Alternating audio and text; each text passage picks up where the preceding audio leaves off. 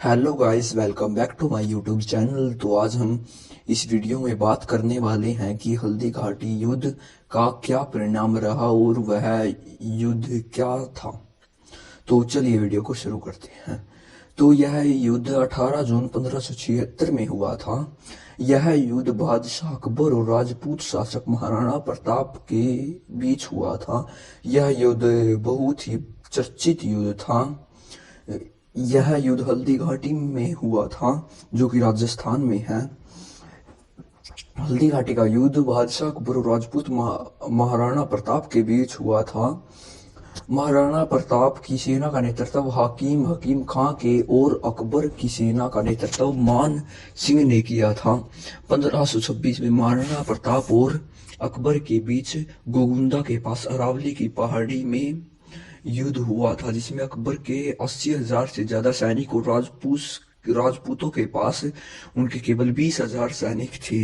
लेकिन महाराणा प्रताप ने कहा कि एक व्यक्ति 4 व्यक्तियों को मारेगा तो तभी हम जीत सकते हैं। इनकी सेना में ब्राह्मण, वनवासी, वैश्य आदि थे। महाराणा प्रताप जाति और धर्म से उठकर योग्यता को तरजीह देते थे। इसमें इतिहासकार अल बदायूं भी शामिल था।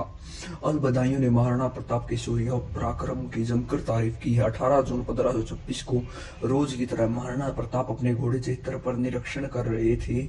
मोलेला गांव में मान सिंह ने डेरा डाला था। यह युद्ध करीब 3 घंटे तक चला। लड़ाई में अकबर की सेना ज्यादा होते हुए भी राजपूतों की सेना के सामने मुगलों की हालत खस्ता हो गई थी। राजपूतों की सेना आखिरी समय तक डटी रही। महाराणा प्रताप ने घायल होने के बावजूद भी अकबर के सामने समर्पण नहीं किया। राजपूतों की सहायता से महाराणा प्रताप युद्ध से किसी तरह से निकल गए और मुगल सम्राट अकबर का राजपूत योद्धा महाराणा प्रताप को पकड़ने का सपना अधूरा ही रह गया था।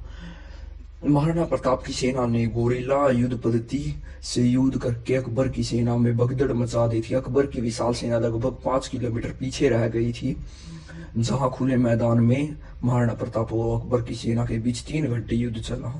इस युद्ध में कम से कम 18,000 सैनिकों ने खून बहा दिया था। महाभारत के बाद हल्दी घाटी का युद्ध सबसे विनाशकारी युद्ध माना जाता है। कहा जाता है कि इससे पहले अकबर ने महाराणा प्रताप को 6 बार अपने अधीन होने का निमंत्रण दिया था, लेकिन यह एक राजपूत योद्धा था और इसने कभी किसी के सामने समर्पण नहीं किया। महाराणा प्रताप अपने घोड़े चेतक पर युद्ध भूमि में आए, जो बिजली की रफ्तार से तेज भागता था। अकबर की सेना का नेतृत्व मान सिंह कर सीधा मान सिंह को हाथी के मस्तक पर चढ़ गया था।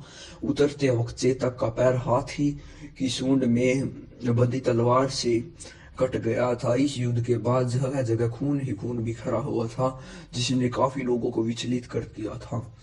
कहा जाता है कि महाभारत के बाद यह युद्ध केवल यह युद्ध था जो बहुत ही विनाशकारी था। इसमें महाराणा प्रताप के युद्ध के दौरान अपने सीने पर लोहे, तांबा और पीतल से बना 72 किलो का कवच पहना था और साथ ही 81 किलो का भाला भी था। उनके कमर पर 2 तलवारें बंधी हुई थी। ये भी कहा जाता है कि एक वार से ही घोड़े टुकड़े कर देते थे। हल्दी घाटी के युद्ध के बाद मेवाड़, चित्तौड़, कुंभलगढ़, उदयपुर, गोंगड़ा जैसे क्षेत्र अकबर के अधीन हो गए थे। राजपूतों की शक्ति कमजोर पड़ गई थी, क्योंकि अधिकतर राजपूतों ने मुगलों की अधीनता स्वीकार कर ली थी। हल्दी घाटी के युद्ध के बाद पराक्रमी महाराणा प्रताप ने अधीनता स्वीकार नहीं की और राजपूतों को साथ लाने का प्रयास करते रहे। कई इतिहासकारों का मानना है कि युद्ध में न तो अकबर की जीत हुई, न ही महाराणा प्रताप की जीत हुई। और दोस्तों, मेरा भी मानना यही है कि युद्ध में किसी की भी जीत नहीं होती। तो वीडियो अच्छी लगी तो लाइक करें और चैनल को सब्सक्राइब करें। धन्यवाद।